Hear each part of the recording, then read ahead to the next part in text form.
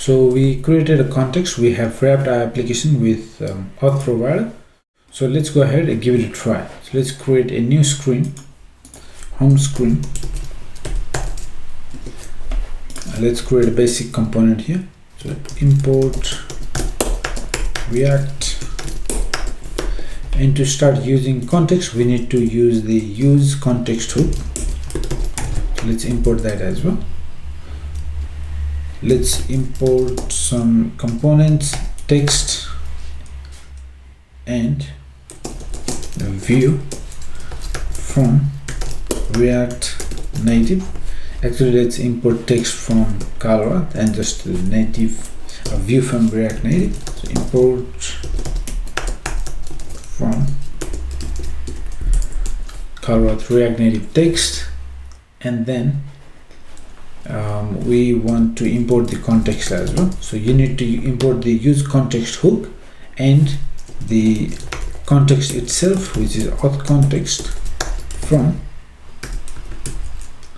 So we go one step up, go inside context and grab from auth. Okay, so we got the auth context as well. Now let's create home and return. Let me return a view. Inside view text, I'm going to write something else. Let me just write home for now. Home. Export default home, and let's make sure we import this one in app.js.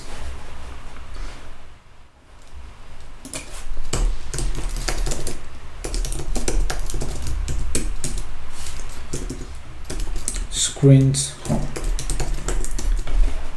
Let's put it in the stack. Oh, sorry, something happened.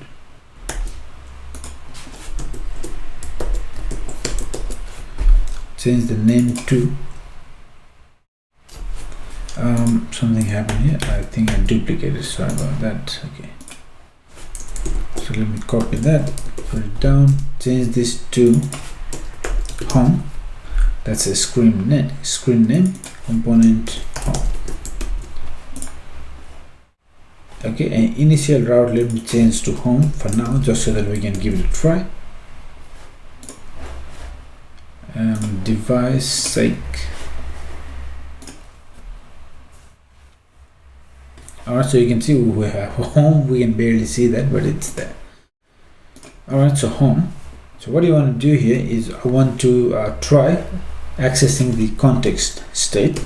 So for that we can use we can destructure. So we want to get the access to state, set state, that's from the context, right? So to use that we can use context and give auth context. Perfect. Now you can actually try having a look at the context state, and you can also upgrade the state. So let's have a look. JSON stringify, make sure to put it inside text. So JSON stringify state no for.